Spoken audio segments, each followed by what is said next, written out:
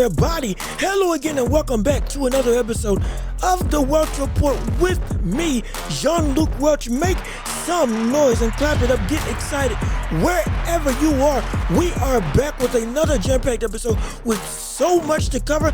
Upsets galore. NBA playoffs have been going off the rails, and the biggest story of this show, the biggest upset of the year, at least at this point in time, with Ryan Garcia beating Devin Haney. My goodness, it's shocking. Nobody can believe it. We're all still in absolute awe over what we just saw from Ryan Garcia in a fight that nobody, myself included, really thought he would be able to win.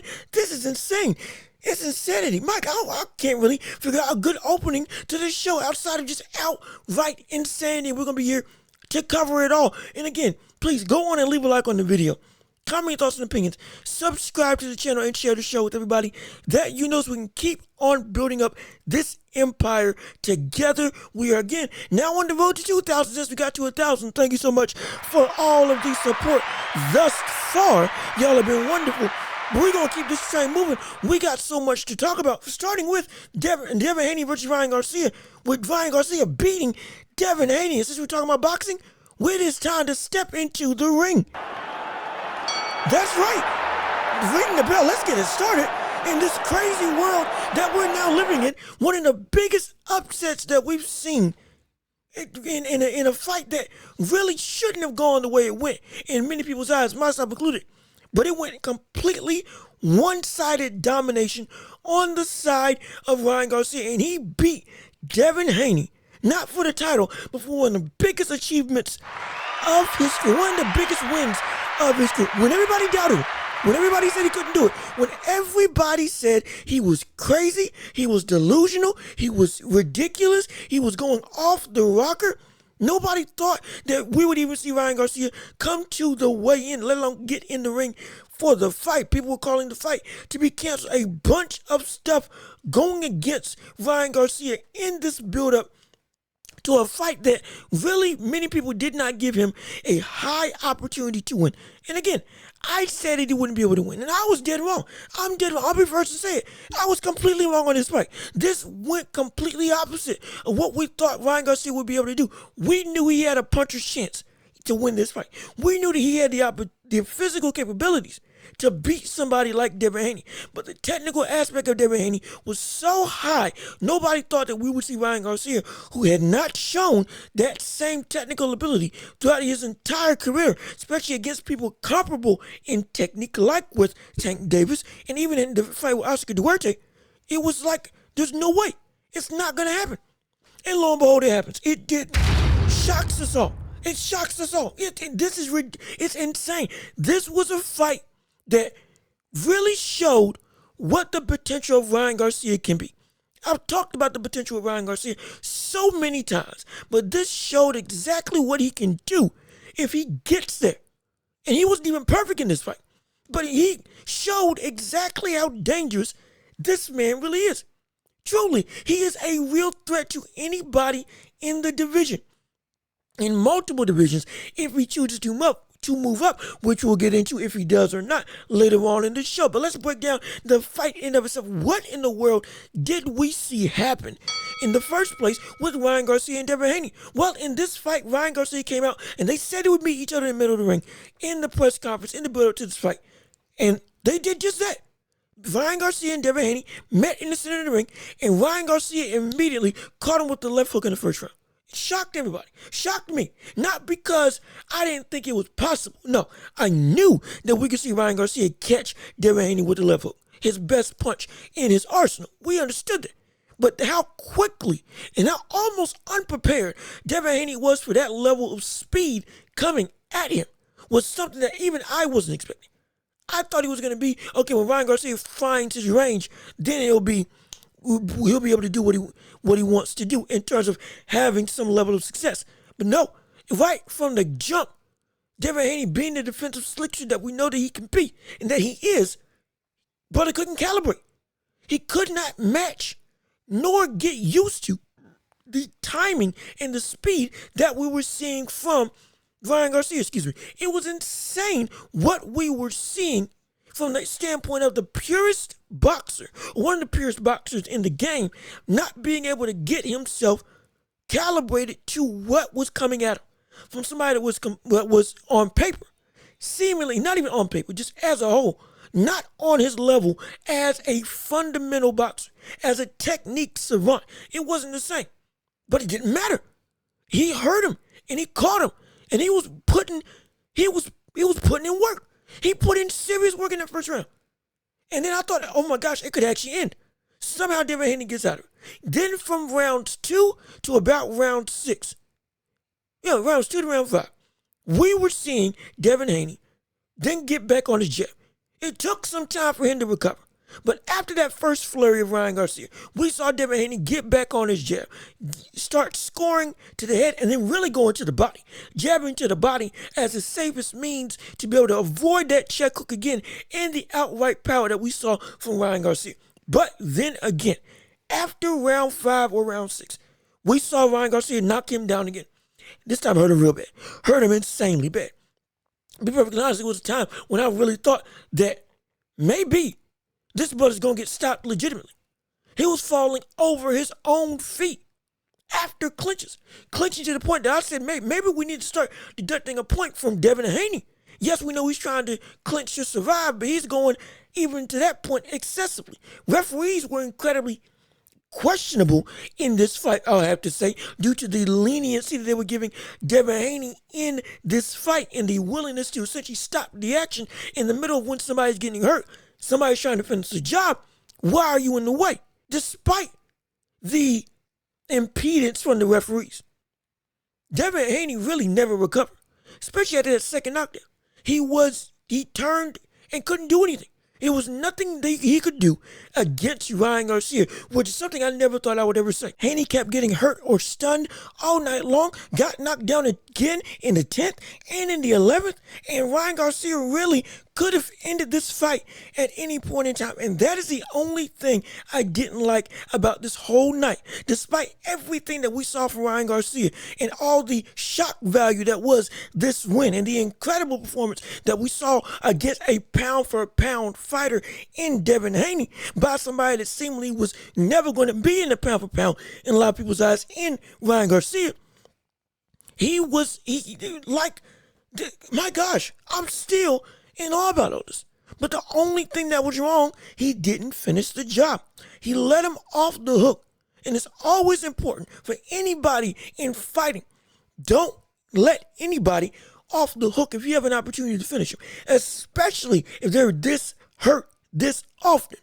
You never want to give somebody a break and an opportunity to potentially land something of their own, no matter how much they feel they can't, or how much you feel they can't hurt you. You got to end the job. Ryan Garcia in this fight, the only qualm I have was the fact that when he could have went and gotten more aggressive, he then stayed back and chose to bounce around the ring. When he could have kept that aggression going, kept the heat on him, and eventually got the ref to stop the fight and or knock him out completely, with how much he was easily able to hurt Devin Haney. But outside of that, it was so shocking, but so incredible to see with Ryan Garcia doing this against somebody that nobody thought he would be able to beat, myself included. And again, it wasn't that he didn't win. Here's what you have to understand about this fight. Devin Haney won the boxing match, but Ryan Garcia won the fight. And I say that with that type of distinction because after Devin Haney got hurt, and from rounds 2 to about round 5 or 6, Devin Haney didn't look like he was getting back in control, recovering and using his jab and the slickness and the pot-shotting perfection that we know Devin Haney to have at his disposal, with him using his length and range to be able to jab Ryan Garcia, especially to the body. And we saw Ryan Garcia seemingly bouncing around the ring in those rounds, more so because he was, one, trying to recover from that flurry, and two, with them getting caught with the jab more often as Devin Haney started using it more. Then he was trying to figure out a way, okay, how do I get around this so I don't get hit? That's what it seemed like when he was moving and bouncing around the ring as Devin Haney was compounding those rounds. But then, once he got back on the aggressive side and went from boxing into turning it into a fight, That's when he was having the most success. And there was nothing Devin Haney could do. He couldn't keep him off him. He couldn't slip or duck under every hook that he was throwing. What won the day for Ryan Garcia, really, when he turned this into a fight, was the biggest thing I've been waiting for him to use his entire career. And that was the right hand and straight punches. This brother finally used his jab and his straight effectively. We had seen Ryan Garcia hurt Tank with that same straight right hand in their fight. But he didn't use it as often. He used more so the left hook more than anything. So reliant. He was still reliant on the left hook in this fight, but he mixed it up with straight punches to close the distance and get those combinations rolling so that when you do land the left hook, boom, it becomes unavoidable. It was great, and he was able to wobble him to set up the left hook with the right hand in the first place. That straight right hand of Ryan Garcia's can be one of the biggest assets to him as a boxer if he utilizes it more instead of being overly reliant on having that check hook alone. Not saying that he doesn't need to not use it, but if he uses that right hand to set it up more often, performances like these will come at a more rapid pace. Absolutely. The right hand is the second best weapon in his arsenal. It just fumes me that he doesn't use it as much as he should. But in this fight, he did it. He did it in sublime fashion. Had Devin Haney rocked, and we knew Devin Haney could get hurt. We had seen him hurt against Jorge Linares. We saw him get stunned against Lomachenko. Smaller opponents with not nearly as much power as Ryan Garcia. We knew this was a possibility. It was just a matter of whether or not Ryan Garcia would be able to get the game plan necessary. And what is seemingly, when I say this with respect, seemingly rudimentary technical ability, would it be in any way, shape, or form able to compete against somebody who is such a savant as Devin Haney? But when you turn it into a fight and you make a technical boxer have to go into a slugfest, especially when you can outmatch him physically, now you can turn this into your favor. That's exactly what Devin Haney did. Or excuse me, that's exactly what Ryan Garcia did to Devin Haney. It was beautiful. It was beautiful.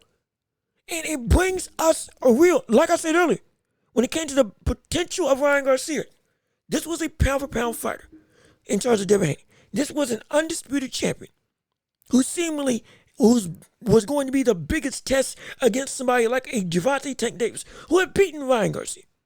This was a proven boxer, a proven athlete, a proven champion who had been taking on major fights, like with Lomachenko. And again, taking on Ryan Garcia in this fight. We knew what Devin Haney was about. And for Ryan Garcia to go and steamroll him like he did, in terms of when the fight was going his way, it was undeniable. You want to talk about a complete 180 of what we now look at with Ryan Garcia. How we look at Ryan Garcia now. We don't look at him, we can't look at him the same. We can't. This man beat who I thought was the best at 140. After Devin Haney did something to reach his progress that nobody was able to do to reach his progress. Whether they were a better boxer or not. I believe progress was undefeated, if not only one loss. But we had seen Devin Haney hurt somebody that hadn't been hurt before. Knock down somebody who hadn't been knocked down before. And we had seen Ryan Garcia get knocked down before against Luke Campbell. And against Tank.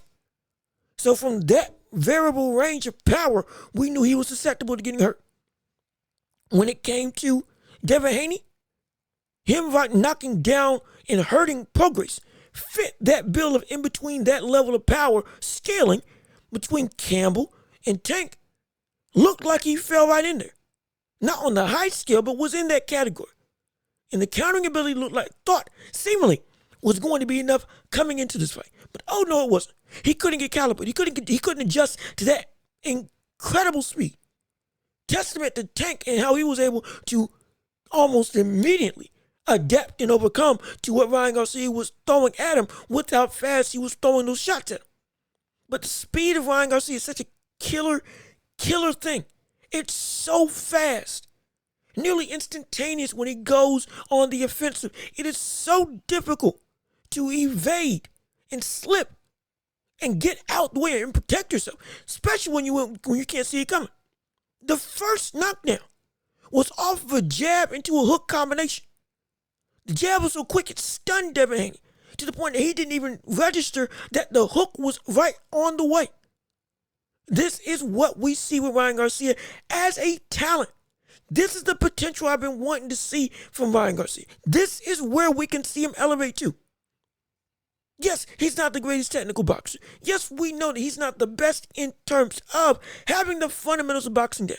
But now that we've seen him at this stage do this against somebody that dominant in terms of Devin Haney, somebody who's been undisputed champion, like I said earlier, we have to give props. There is something there. There's something there. And it is maximizing what you are good at. Maximize your best attributes. And that's what we saw Ryan Garcia do against Devin Haney. Here's the biggest thing. The biggest thing about this fight is that this showed that we, myself, and a lot of other people, overrated Devin Haney. We overrated Devin Haney. And to a degree, we underestimated Ryan Garcia. But more so, we overrated Devin Haney. Because this brings a real question into consideration when it comes to Devin Haney. Where was his success coming from? Was it the fact that he was an elite boxer? Which I still take no credit away from. He is still an elite boxer.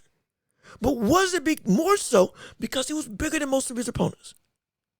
Yes, he had been weight drained at 135. But when he would rehydrate, he would get up to like 147.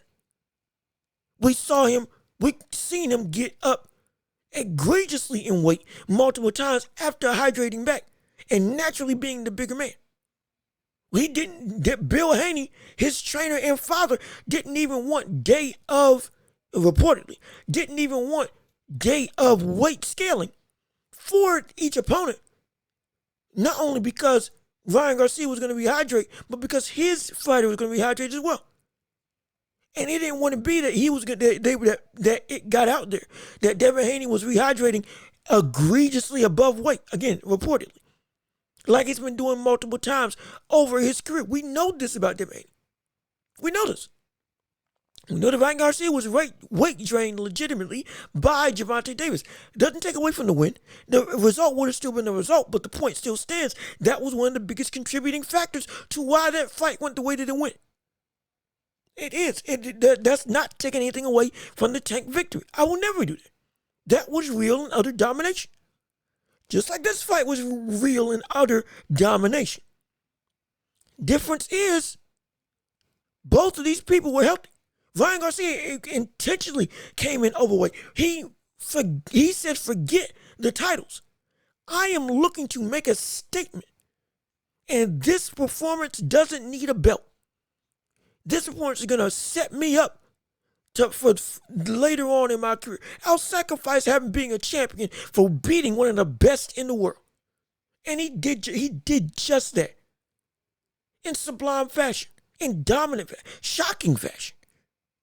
And it makes us now have to say, Devin Haney might have been overrated. We may have overrated how good he really was.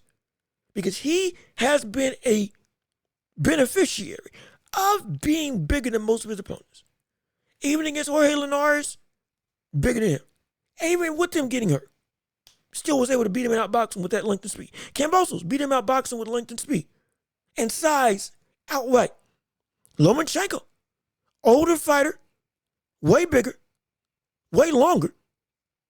Still turned that into a dogfight because Lomachenko is just that great of a fighter. That great of a technical savant. And again, I said that he lost that fight in terms of Devin Haney. He shouldn't have gotten that decision with Lomachenko, though it was an incredibly close affair. No doubt about it. But now going up against somebody who also rehydrates, who also can balloon up to the same weight that you balloon up to, is bigger and longer than you. Now we see what happens. Comparable speed with still dominant power. You can't outbox that. Because the biggest weakness of Devin Haney now got put forth for all of our eyes. He is susceptible to physicality. If you can be physical with him, you can beat Devin Haney. You can knock out Devin Haney. If you keep your foot on the pedal, you can knock him out. Absolutely. Absolutely. Once Ryan Garcia didn't realize that Devin Haney's power couldn't do anything with him, it was just a matter of, okay, pick my spots, and when I get aggressive, there's nothing you can do. Every time Ryan Garcia closed the distance and got aggressive through flurries, Devin Haney could not react to everything. He couldn't do it. He got mauled. It was easy work. And if Ryan Garcia had stayed on that pace, instead of taking laws in action, this fight could have ended and should have ended in knockout. Yes, the referee has something involved, like I said earlier, but still, if Ryan Garcia had kept that same pace even up to round 12, he would have knocked him out. He would have absolutely knocked him out. That should have been a knockout. But because when you can match him physically and with your speed, there's nothing he can do. There just isn't. When you turn it into a fight against Devin Haney, he has problems. Same thing with Lomachenko, who was the smaller man. Lomachenko turned that into a technical fight. He was still boxing, don't get me wrong, but it was a fight that he turned that into. Once he got in rhythm and started winning all of the later rounds, from round 7 on to debatably round 12. It was, round 6 and on to debatably round 12. It was Lomachenko closed the distance and turned it into a fight. Used volume, used combination punching, and was relentless in his ability to keep the pressure on Devin Haney, even as a smaller man. And Devin Haney couldn't keep him off him. Physicality kills Haney. Physicality destroys Haney. And now anybody that faces Devin Haney, look for them to come out guns blazing. Not going to worry about the power. Not going to worry about any of his length. Straight up come out and throw combinations to Kingdom Come from round 1 to round 12 and see if you can stop me.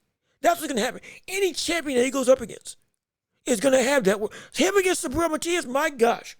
Oh my goodness. Yes, the speed may not be as comparable, but the relentless pressure that's going to come your way and the strength that's going to be behind every shot coupled with the infighting, brother, I don't know what you're going to be able to do. You're still great as a boxer, but I don't know what you're going to be able to do.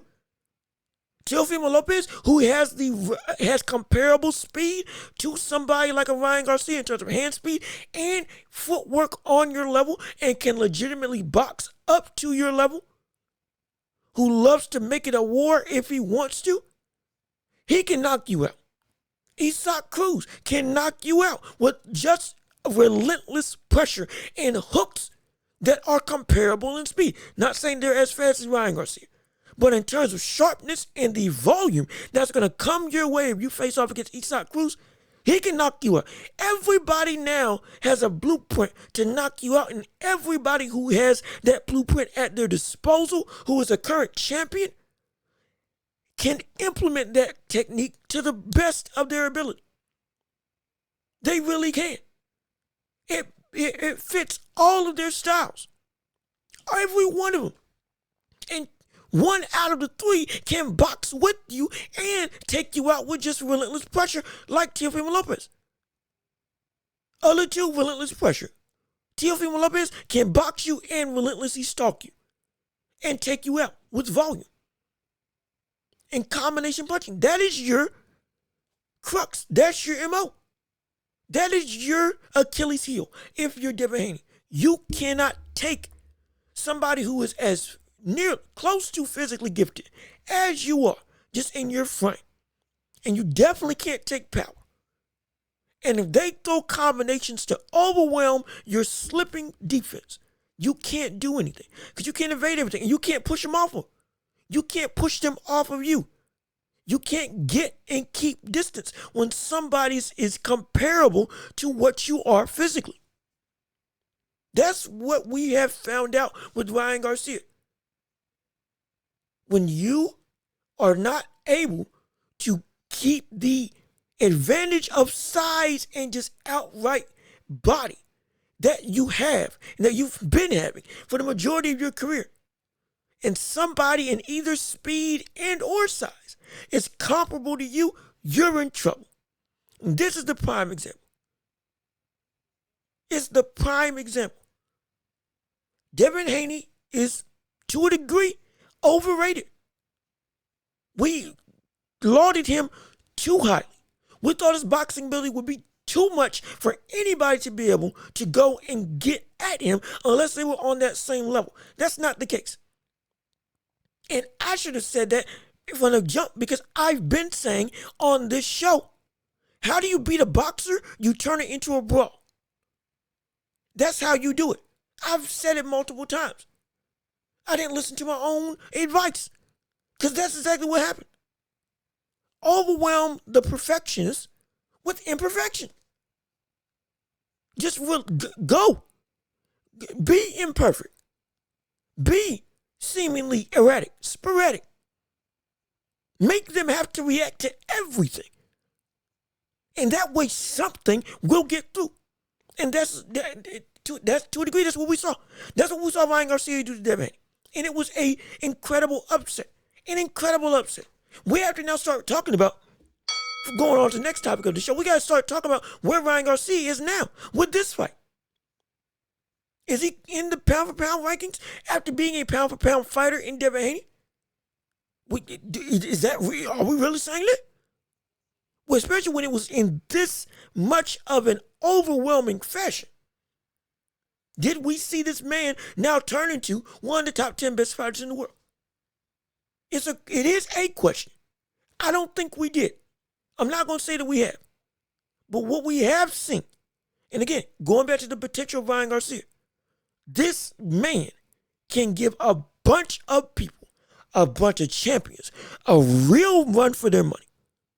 We see this with Ryan Garcia.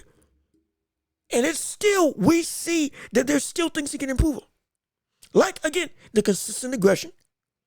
Like using the straights even more than he used in this fight. And defense can get better, even though on every front we saw improvement still. Him working with Derrick James took more time with him. Again, we got on him with Oscar Duarte and how that didn't look like real improvement. And I said maybe it needs more time with Derrick James. Maybe that's the case. Or maybe it was, this is just who Ryan Garcia is. Either way. Not either way, excuse me. Those were the two options. Now we see that with Ryan Garcia having time with the trainer, having more time with Derrick James, having more experience under his belt to learn and to get adept to his style of teaching and style of fighting. Now we see, oh, okay, yeah, there's something there. There's something there.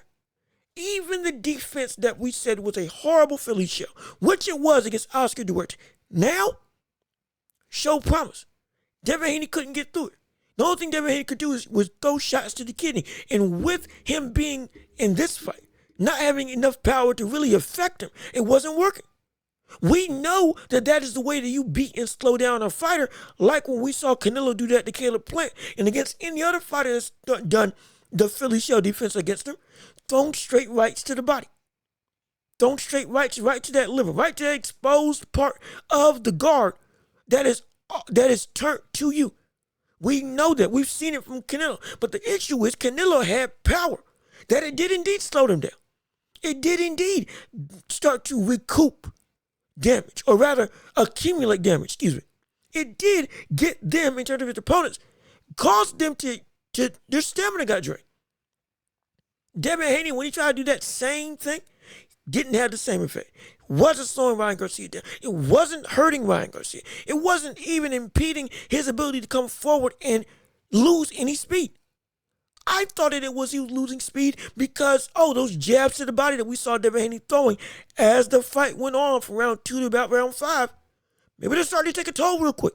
Maybe they're starting to do some real damage. Maybe his hands were slightly heavier than we thought. But no, it was just Ryan Garcia biding his time up until he can do another flurry.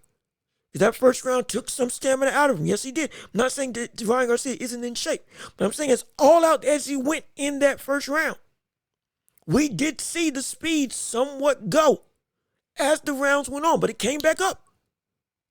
It came back up late in the fight.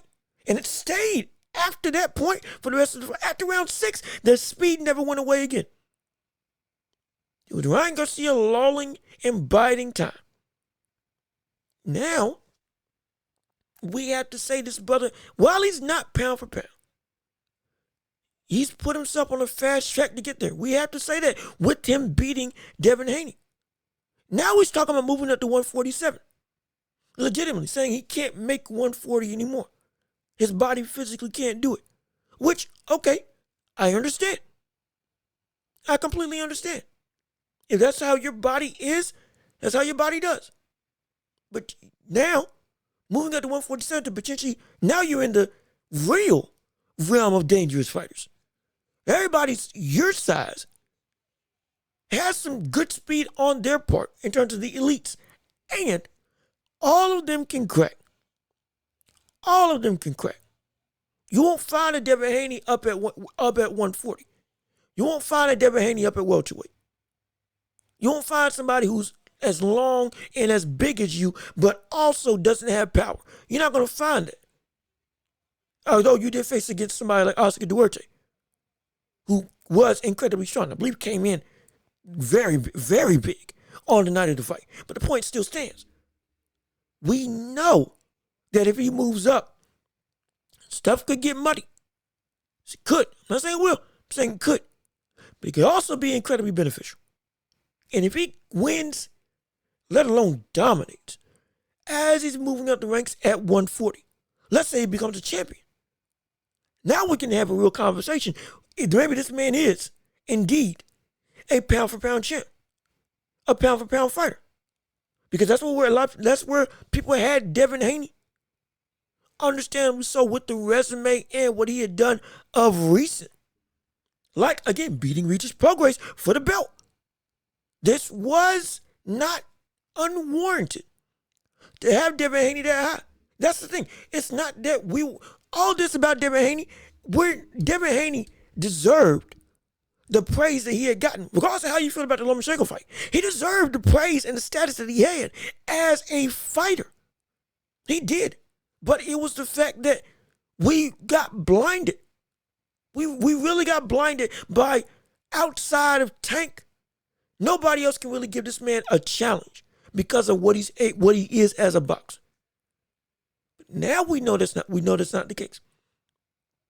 Like I said earlier, any of the champions, because Devin Haney is still a champion. Mind you, his championship did not change hands due to him being in a fight with somebody that was overweight. Ryan Garcia came in 3 pounds overweight, nixed his opportunity for a title. Not for the fight, but for a title. But now going up against everybody else, brother, this is going to be something interesting. We need to see what Devin Haney evolves into now. Because now we know the biggest weakness is you turn it into a fight versus Devin Haney, you can get him. Especially if you got crack. If you got pop and you can cut off the ring, and you can overwhelm him with combination punching and not allow that jab to take hold, get him wary of power, you can take this fight.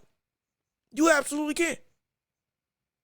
And it wasn't like Devin Haney didn't try to adapt. He tried to get on the inside when he saw that his jab wasn't working. He got caught off the jab in the first round. Throwing that jab, ironic enough, with his right hand down, which I now just realized that's what he does a lot of times in boxing. Ryan Garcia traded with him, caught him clean. Every time he threw that jab, and when Ryan Garcia did indeed try to go and trade with him, he caught him and hurt him. Now stuff's got to change for Devin Haney now. There's mechanics that were exposed that didn't need to be ironed out due to what he had been doing his entire career. Now we see that it's a problem. Now we see that against the elites at this division, you can't have that anymore. Stuff's got to be tightened up. Even though somebody as good of a boxer as Devin Haney. Will those changes be made, though? That's the real question. And in terms of the public appeal of Devin Haney, we have been saying, as we go to the next round of the show, we got a lot to talk about with Ryan Garcia and everything surrounding this fight.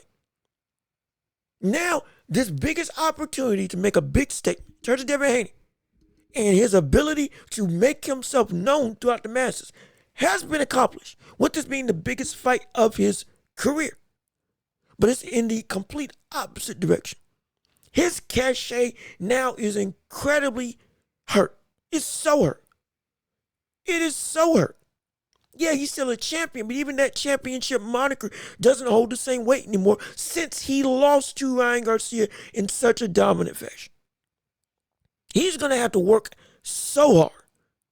Potentially have to not reinvent himself, but retool and be refined like we've never seen him before to get back to that near superstar status level.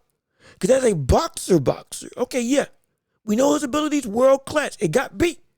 It got countered.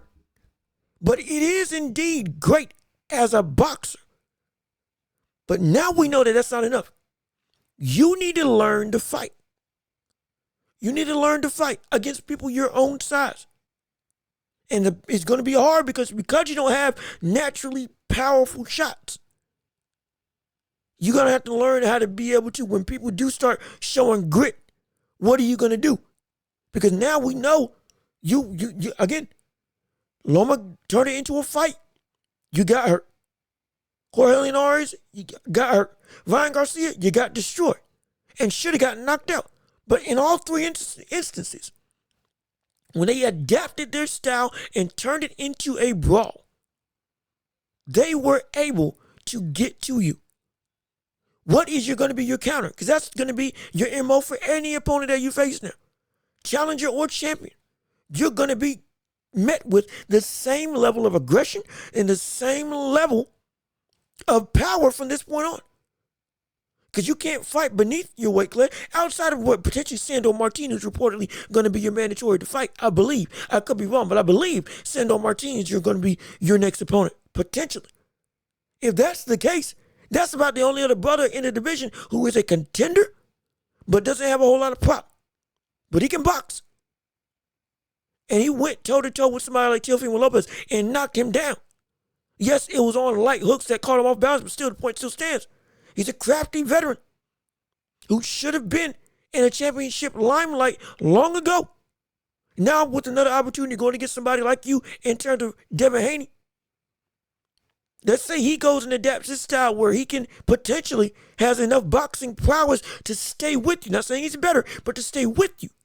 But then has the ability, because he's been in the ring with bigger punchers than you and performed better, seemingly. Actually, not even seemingly. Performed absolutely better because, in my opinion, he was robbed against Teofimo Lopez when they fought against each other. He turns that into a fight as well as being able to box with you. Oh, stuff can get real bad. It can get real bad for you. We are looking at Devin Haney, who is at a real crossroads. Devin Haney's at a real poignant threshold in his life as a boxer.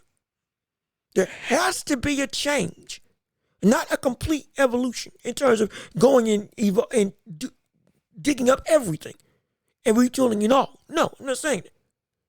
But there's got to be something to counteract the ability of when somebody turns this into a fight, what can you do? Right now, the answer is nothing. It's not. Anybody with legitimate pop who turns this into an aggressive fight, they can get to Devin Haney. That's what it's looking like for now, especially on the elite level. Because everybody on the elite level is a killer. Literally a killer, like in Subriel Matias. But everybody at the elite level can crack, can pop, and if you still want to go down the road of being undisputed, going through that gauntlet of Isaac Cruz, of Subriel Matias, and of Teofimo Lopez, you are going to need something to say that's not going to happen again. And right now, there's nothing to say that won't happen again. It was terrible. I don't know what the move needs to be, but something's got to be shown that you are not going to make that same mistake. Or that you've added something to counteract if that turns into a brawl. If it turns to an aggressive war like we saw Ryan Garcia turning into. That's what's going to have to happen. Right now, there's a lot of doubt on Devin Haney. A lot of doubt on Devin Haney as to whether he can really achieve and not only undisputed, but beat any of the champions. Any of them. Because all of them had the very thing that got you in trouble with Ryan Garcia and got you hurt and knocked down and should have gotten you knocked out against Ryan Garcia. Testament to how good Ryan Garcia really is. Absolutely. It's also a showing of flaws for what Devin Haney is. Stuff has got to change for him. Because there are so many people chomping at the bit to take you out now. You've already been taken out, to take your belt. Take the last vestige that gives you any credibility. That's what it's going to be. It really is going to need to be a real retooling. Not in terms of throwing away everything, like I said earlier, but a retooling of how you approach a fight. Not boxing, a fight. As well as refining holes in your boxing game that got you caught against somebody like a Ryan Garcia. Because they're there. They are there. You duck down in somewhat the same pattern consistently. The way that you hold your block has the ability to get caught in between shots. The way you throw your jab, if somebody trades with you, like we saw with Ryan Garcia, and they got the speed for it, like somebody like an Isaac Cruz or Teofimo Lopez, they can take you out. If they attack first, you got a real problem with having to react and overcome, especially if they attack with volume. This is going to be a very interesting couple of months that we see Devin Haney go into and look to rebuild and retool and make himself better. Because how is that going to happen? It's going to be interesting to see. It's going to be very interesting to see. Because we're waiting to see. We're waiting to see what you can do, what you can bring. Seemingly you've been exposed. Seemingly you've been put out as somebody who has been, to a degree, a weight bully. Not weight bully, but a size bully. Somebody who you've been, your biggest asset has been because you were bigger than everybody else. Even more so than your actual boxing ability. Now, though, that got put out to the pasture. Somebody who was at your size beat you up. Broke your jaw, I believe, reportedly. And made you look weak. Made you at his mercy. That's what Ryan Garcia did to you. You and your retooling journey. Where will it take you? Is it even possible? Or is this just you? And if this is just you, you can still beat a whole bunch of people. You're still a great boxer. But we know what can hurt you. We know what can get you out of there.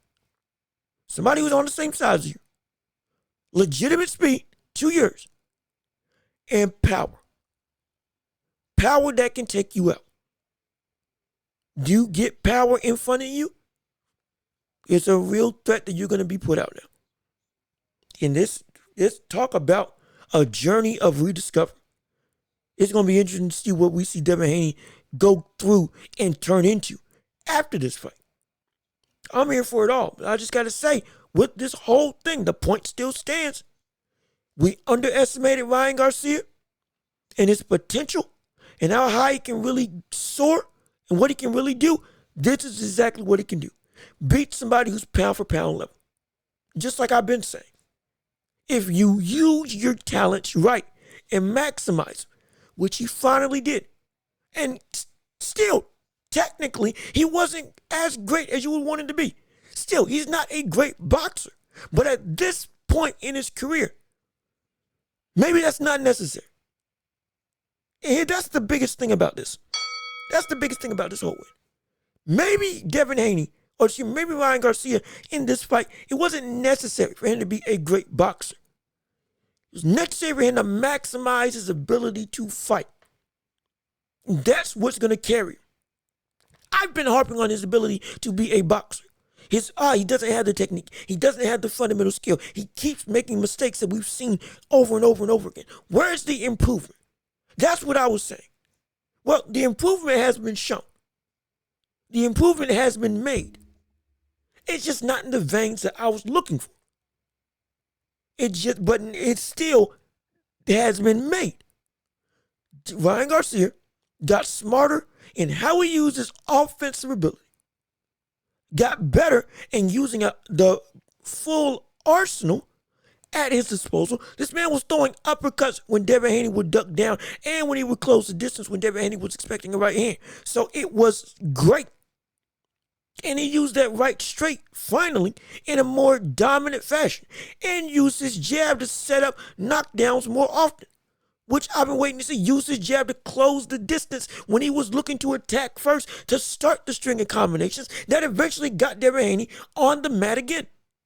That knocked him down 3 times. Arguably could have said he knocked him down 5 times with how much he was stumbling on his own. The improvement was made in aspects that I wasn't looking for, but it still was made. Offensively, he got better. He got more diverse. He got more deliberate. Ryan Garcia improved by maximizing what he was already good at, which is outside of just being more fundamentally sound. That's the best thing you can ask for. That's the best thing you can ask for. Make the best of what you already got. That's what Ryan Garcia did. Was healthy getting into the fight. Made sure that he was, if I got to sacrifice the weight, so be it. I'm going to come in with the best of my ability, and game plan wise, I'm going to maximize everything that I'm already good at to the point that even your technical ability can't beat what I bring to the table. That's exactly what he did. Thankfully, that's exactly what he looked to do. The better arsenal of punches, the better setup of his aggression, even though I didn't like it, the pacing that he would use, picking when to get aggressive, though he should have gotten aggressive more often. There is improvement there. It just wasn't from the aspect that I was looking for. And I was ignorant of that. But now, hey, I'm glad to say I'm wrong. Glad to say I'm wrong. And this Ryan Garcia, fully hydrated, fully healthy, with a more deliberate style of offense. We'd love to see him fight against somebody like a Tank again. Tank's going to have to move up to 147, though, or at least get a catch for the 144, 145, potentially. Because Ryan Garcia said he's never moving back down to 140. His body literally can't make it. So that's not going to happen. But even still, not saying that the Tank fight will happen, but it's on the table. Because everybody's going to say, well, look at what he did against Devin Haney. Devin Haney was supposed to be the biggest asset to fight against somebody like a Tank. And he just whooped him. So now, this Ryan Garcia versus Tank, it's a different beast. It is. He still won't be able to beat him in my estimation. But the fight no longer is going to be as dominant as it was. It's not. That fight's not going to go, it wouldn't go as just clean cut. It would be a lot more susceptible, a lot more dangerous for Tank if Tank fought him now, especially with no rehydration clause. Because the win was the win, but that hydration was legitimate. It was real. It was legitimate that it took a toll on Ryan Garcia. Now, what we see this in Ryan Garcia, what we see in this Ryan Garcia versus what we see in Tank, there's a different story that can be told. Especially since we saw that Tank got hurt by Ryan Garcia when they fought against each other with the right hand. Now that we see that the right hand is even more susceptible, we could see some real changes in terms of what that fight could look like. Still, I got Tank winning. But even still, despite that, would not be nearly as easy as it was initially. Oh, we've seen some improvement. We've seen Ryan Garcia evolve. We have. And he's a dangerous brother now. Give him all the credit in the world. There's nothing anybody can take away from this win. There's nothing. He beat him so bad. If he made weight, still would have been the same result. It still would have been the same result. If he made weight on the night of the fight, still would have been the same result. That's how much Ryan Garcia was able to dominate in this fight. Again, It was the fight was close in terms of scorecard wise on my scorecard because I saw Devin Haney utilizing that jab and controlling the fight from rounds 2 through 6 after getting hurt in round 1. But when it got on Ryan Garcia's side, it was preposterous that anybody could say anything different. Preposterous. There's no way anybody could say that Ryan Garcia didn't win that fight. And it was just sublime. It's incredible. Incredible. And I can't wait to see where we see Ryan Garcia go from here. Because the improvement has been made. Ryan Garcia has evolved and changed, and he proved everybody wrong. And on Devin Haney's side, where is he now in terms of ranking as of the 4 before we transition into the NBA? Where do we see Devin Haney rank in terms of at the championship level at 140? There's a real argument that he might now be the 3rd best. Really. After this performance, based on what we see from the other fighters that are at the same class. I said that he was the most disciplined. He is. Right? Devin Haney is the most disciplined fighter in the division. Absolutely. And that's what's gotten him this far. But now that we know what can really beat him, not closely beat him, really beat him, every other champion has that at their disposal. Power, all of them got that. And then when it comes to technique, Teofimo's got that. And then when it comes to size, Subriel Matias got that. And when it comes to speed, Teo and Isaac Cruz got that. We could be looking at potentially the 3rd best champion in the division now, from 1 to 3, with Teo being the defending number 1 in my eyes after this fight. After this fight, Teofimo Lopez is the best 140-pounder in the division. Absolutely. Absolutely. He's the best 140-pounder. And I would say Ryan Garcia if Ryan Garcia didn't move up to 147, saying that he can't make 140 anymore. His words, not mine. But if with him gone, Teofimo Lopez is the best, in my estimation. Then it goes into,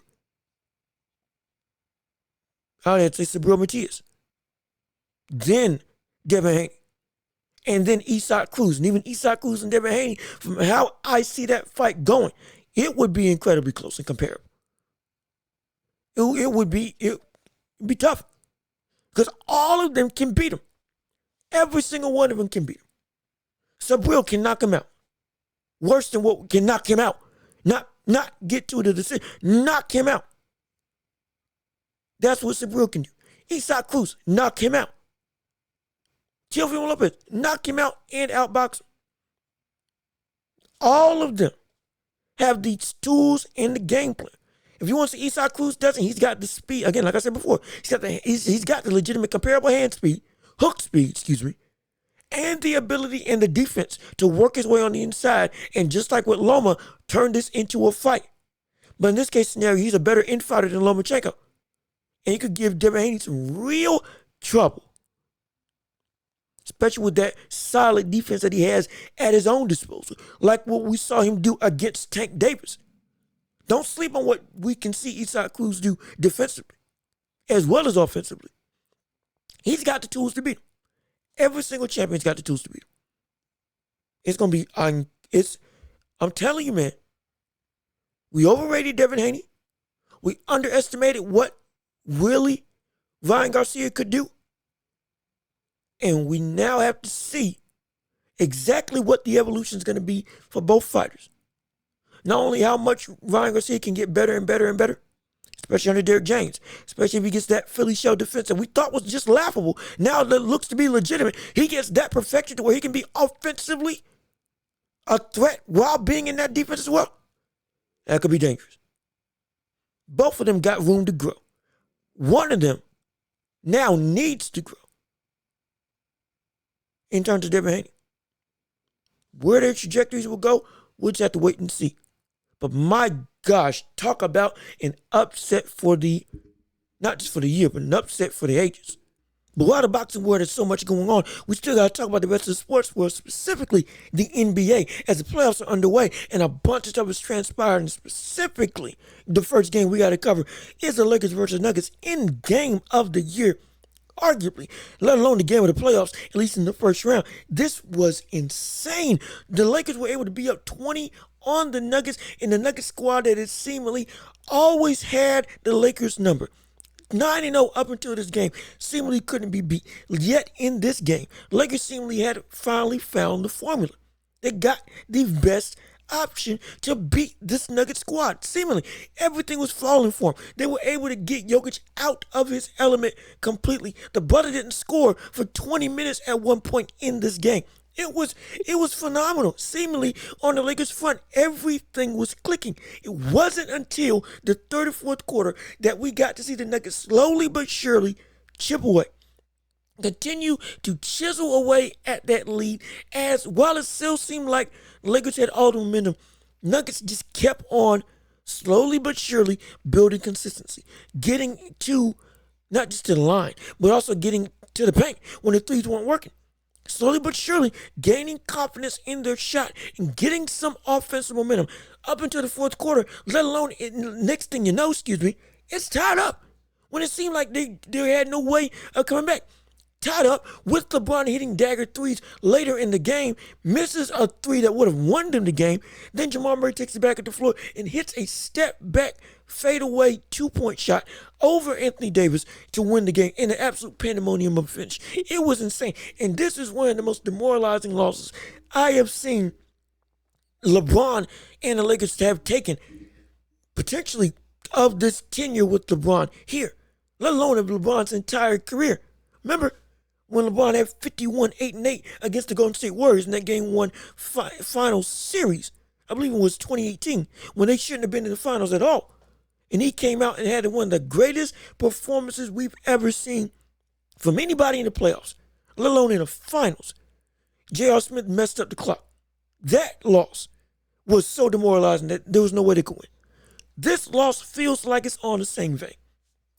Because with the history of these two teams, with them getting swept in the postseason, with them being 9-0 up until this game, now 10-0 on the year, going up against Denver since last year, and in over a year, never winning against the squad.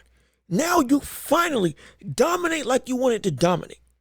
Seemingly, when every other game seemed like it was close or a blowout on your part, you were having to blow out on the side of the Nuggets. You were able, if you were the Lakers, to do what you felt the Nuggets were doing to you countless times. Get in the flow that seemed like it wouldn't stop. Get in an absolute rhythm. Get in a state of just free-flowing offensive buckets and defensive consistency. Everything was working, and then just like that, it just ended. And it's you can take this loss two ways if you're the Los Angeles Lakers. Either, one, you can be demoralized and be like, hey, you know what, we just can't beat the squad, and let the air fall out from under you. Or view this as a real opportunity to say, oh, we can win this series. Because we were able to dominate this team for 3 quarters. Not win, dominate this team for 3 quarters. And we let it go in the fourth. We had never seen Denver dominated against the Nuggets, unlike we've seen in this game. Never. Now, they weren't able to keep it together. There's only one piece missing from that defense, not from the defense, but from the scheme that the Lakers are running against the Nuggets that can get them a win and potentially win them the series. And that is, after you get up big, stop doubling. One of the biggest reasons why they were able, the Nuggets, to get in a rhythm offensively when they seemed cold all night long was because Lakers kept on doubling, and that allowed for easy buckets at the basket. And once you start seeing buckets go in, that's when you get in real trouble. That's when you get, if you're the opposing squad, that's when you get in a situation where, oh shoot, now they're starting to see buckets fall. They're starting to gain some confidence. Now those threes they were missing, now they're starting to make. Now we're back scrambling. Now we're wary of everybody trying to shoot again. Because the biggest thing about the Nuggets, like I talked about before the playoffs, their consistency, their ability to constantly stay even keeled in their rhythm every game, from every player, from KCP to Michael Porter Jr., to even Reggie Jackson, Aaron Gordon, Jokic, Murray, all of them. Everybody, top to bottom, Christian Braun. Everybody is able to have a level of consistency offensively as well as be in tune defensively. But offensively, when they get stops, they already know they're going to score. They didn't have that in this game up until the third quarter. But that came because Lakers started giving up easy buckets due to being overly committed to double teaming on the perimeter. That's how they look. But that can be fixed. And we can still implement this same scheme. Not we. They can still implement this same scheme. And the Lakers can still pull this out. Yes, this was a demoralizing win. But this also should be a win that should give them some confidence. Because they've never, and I do mean never, have been on a roll and been on a tear against this Nuggets squad in their entirety of playing against them in the year and a half. In the year and a half that they've been playing against this Nuggets squad, that they've been 0-10, they have never been this dominant. They can get back to this. They can replicate this. It is possible that this Lakers squad can beat them. It is. Absolutely. It's just a matter of making those small adjustments. But if it does happen, it would be insane. But again, it's on the Lakers to let this loss either fuel them or demoralize them. Because this can go two different ways. Either we see them next game absolutely give up and say we just can't stop them, lose all their confidence, or we see them with the added fervor of we got you all on the ropes more than we've ever had you before, change their ability in their frame of mind to commit to making the little things happen that lost them that game last game and get them a win and then turn this into a really competitive series. Like it's already been, like it was last year as well. But still, even outside of that, we still have so many more games. Like the Knicks taking on the Sixers, with DiVincenzo hitting a dagger to beat the Sixers in what was a very controversial last couple of minutes of play. But even still, Knicks taking on the Sixers, now up 2-0 on the series, and the Knicks really are making some noise in this squad. Hartenstein and Mitchell Robinson are cleaning house when it comes to working on that glass and helping to somehow contain somebody like a Joel Embiid, who's been so dominant all this time. Even after the injury, coming back, still, he's been nigh unstoppable. It's so hard to keep that brother down, yet they're doing it. Jalen Brunson playing like a dog and outplaying and just outright being the best asset for the squad. This is a team in terms of Nuggets. If they can beat the Sixers, which again, ironically enough, with Joel Embiid healthy, I have the Sixers winning this series. But if they can beat them, let alone sweep them, oh my gosh, this puts a lot of teams on notice. It really does.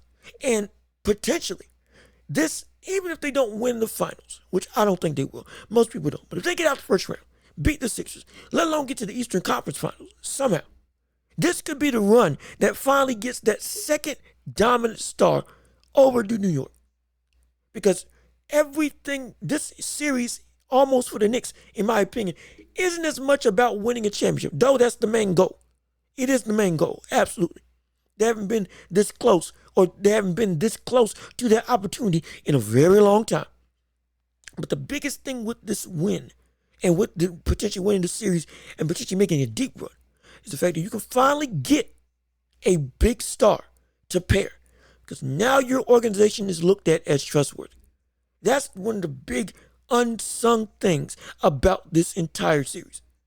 This Knicks squad making a noise, legitimate noise, quality noise in this playoffs, let alone against, again, who would have been MVP this year if it wasn't for injury in Joel Embiid. Let that happen and let them make a deep run, let alone somehow make the finals in some insane universe. Now you see this team, oh my gosh, they legitimately are one piece away. It's not hyperbole. It's not just some overblown, grandiose statement to get everybody excited because it's the Knicks. Oh, the Knicks. No, it's real. This is real. This squad is real. And again, the real trek starts in the real ability to get eyes on this squad from dominant stars that want to join this team. It's winning and sweeping the series.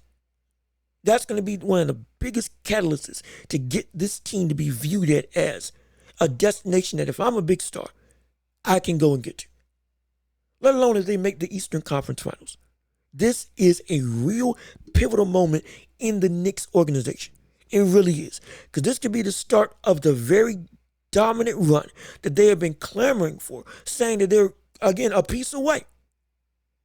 This could be the series that leads to that piece coming here. That leads to that piece coming to New York. This could be it. Get excited. This could legitimately be it.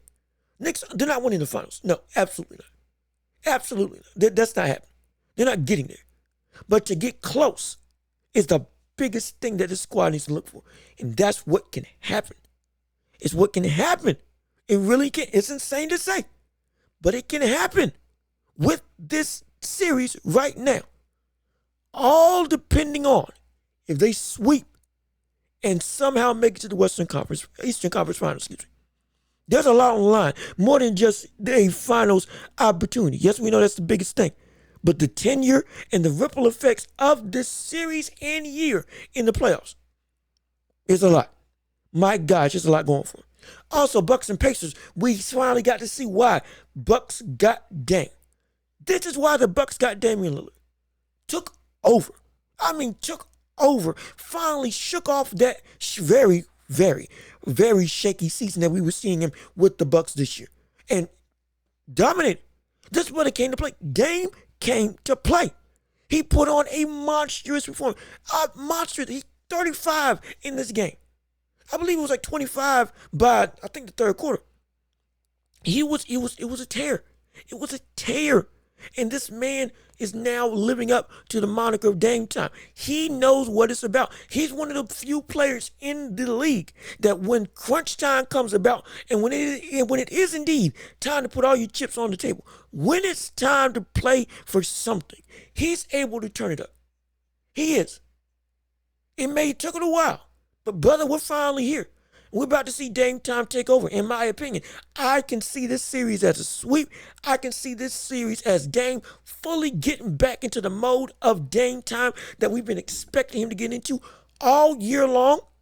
And expect these 35-point performances to be something substantial, to be something consistent, not just for this series, but for the whole. And if this is what we can see Dame provide for the whole of the playoffs, guarantee that this squad now elevates themselves fully back into the real juggernaut that can beat the Boston Celtics. The team that everybody's trying to get over. The team that looks to dominate anybody that steps in their way. Oh, it's possible. Oh, trust and believe it's possible that we could see them beat them. If this game shows up against Boston, despite, that's what I was looking for, despite the ineptitude of somebody like a Doc Rivers. If this Damian Lillard and Giannis are playing together, and this virgin's putting up these types of offensive flurries, be dangerous. That's the statement. That's going to be the moniker of the entire Bucs squad. Be dangerous. Because that's what they are. They are dangerous.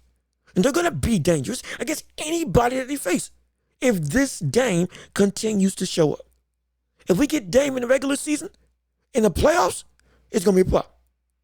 But if we get this Dame for the rest of the series, my gosh, talk about rejuvenated life for the Bucs in a season that looked like it was going downhill incredibly quickly. Now it's looking like this team's going to be on the up and up tear to be able to, hey, maybe all hope ain't lost. Maybe we can really do what we set out to do. Also, of the other games that happened this year, yes, we know OKC lost to the Pelicans, and the Pelicans won without Zion. That's going to be very interesting once he returns in this series. Brother, Pelicans could be more dangerous than I expected. I thought with Zion, they were incredibly dangerous, but without him, they wouldn't be able to compete. Now, against a team led by Shea, who's been, again, one of the MVP candidates, one of the leading MVP candidates, one of the finalists, against a very diverse and very dominant squad in OKC, they were able to pull it out without Zion on the court. My gosh, when he does come back, if he comes back I believe he's coming back this series. If he comes back this series, they can upset. They can upset. They could upset and win. They could upset and beat the squad. And we get to see Zion leading this Pelican squad in a playoff venture that could be the start of something historic and something legitimate as the foundation for this Pelican squad to be and blossom into something more. Especially since now we're seeing Zion not only have one of his best years, but playing his way back into shape if this stays consistent for next year. We got to look down the line. We're looking at some real noise that could be made. Some real scary noise that could be made. But the biggest game I wanted to cover before we leave on this show. Suns versus Timberwolves. Battle of old dog versus new dog. KD versus Ant. Timberwolves beat the Suns 120-95. And Ant went on a tear. We're talking about Ant went for 33 over KD consistently all night long. Calling him out, trash talking, leading this squad into being a dominant force in the league. That's what we had to call it like we see it. We're seeing something special from this brother.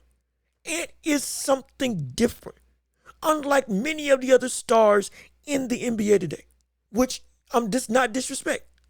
Him, Wemby, and Luka, though Luka's been in the league long. Those three, even more so than Shea, there's something on them that makes them stand out more than anything else. It's a feeling you can't shake when you look at Ant, when you look at Anthony Edwards, when you look at this young stud going in and utterly taking over the moment, being the catalyst, being the driving force. People are saying that there's a little bit of Jordan in this man, a little bit of Kobe in this man in terms of mentality and somewhat in play style. I see T-Mac in his play style, but I see Kobe in the mentality.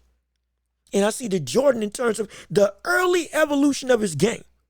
We're seeing raw talent get refined every time we see him out on the floor.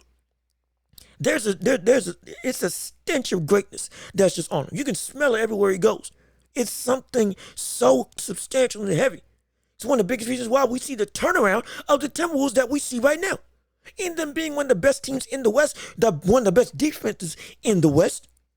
All of that can be led to what we're seeing from a leadership standpoint and from a playing standpoint from somebody like Anthony Edwards.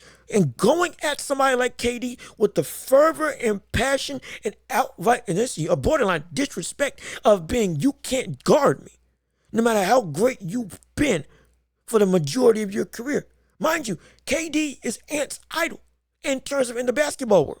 He's a player that Ant looks up to. KD, I believe, is Anthony Edwards' GOAT, if I'm not mistaken.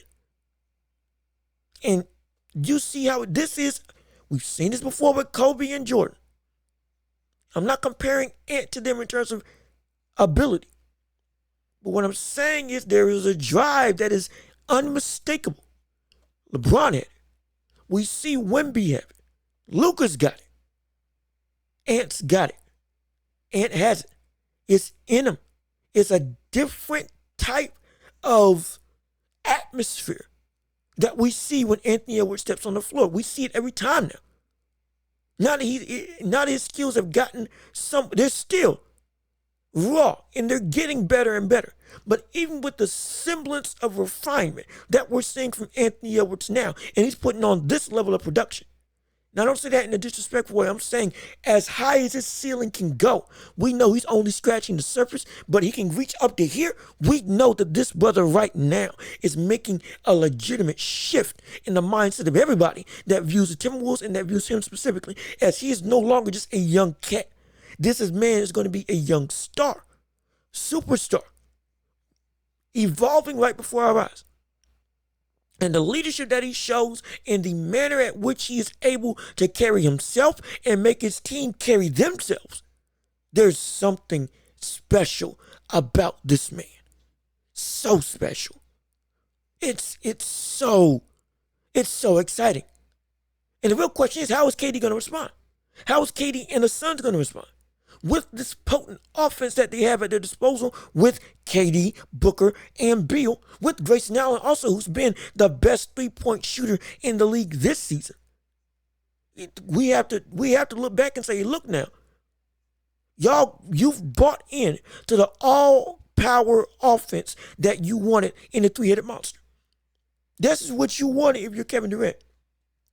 And if you falter again in the first round, one, I'm going to say that this is what I expected when you signed them. When you got Booker and Beal and KD all together.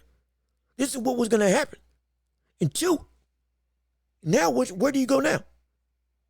Are you going to stick it out or are you going to leave?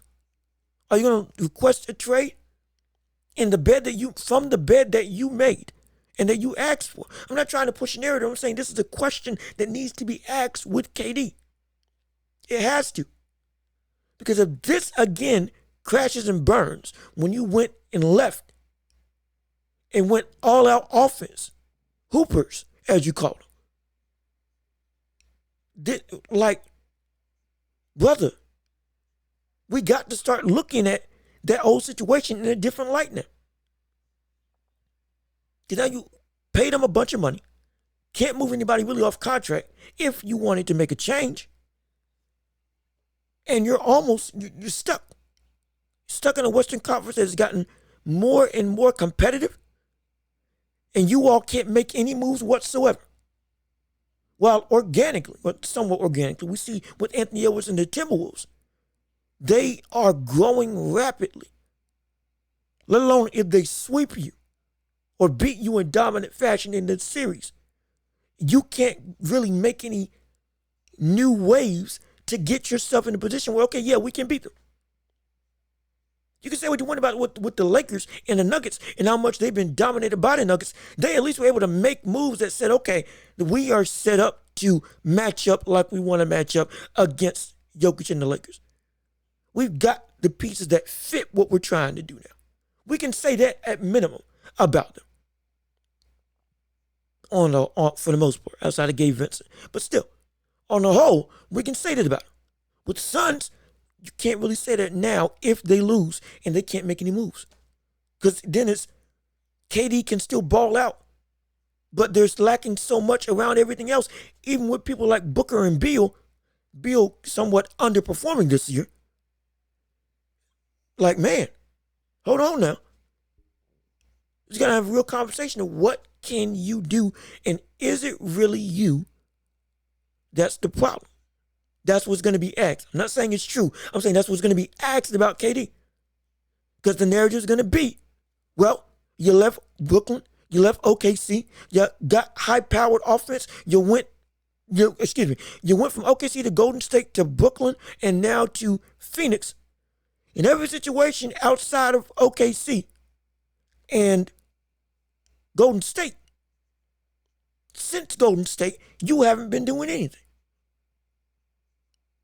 What is you that's the problem? That's what's going to be pushed. Though he's been playing phenomenal basketball individually. He was great this series. Everybody else wasn't. Or this game. Everybody else wasn't. But the narrative is going to be, KD, what are you doing? Where is your dog? Where are you the problem? Because you're the one that made this squad, yet your squad can't compete with the Timberwolves, let alone the rest of the Western Conference. When it comes to crunch time, when it comes to playoff atmosphere, what can you do? You made this bed. That's what's going to be negatively put on KD. Even if he plays phenomenal, it's still going to be put on. Because the weight of that Golden State move still weighs heavy. And the hate still weighs heavy. Especially with the moves that you made to Brooklyn, and that didn't work out either, and ended in dramatic fashion. No. My gosh. It's a lot on the line with a lot of these series moving forward, even beyond just a championship. But this one's going to be a series to watch. This is going to be a real good series to watch. And the whole of the playoffs are just incredibly exciting. And I can't wait to cover it all with you as time keeps on continuing.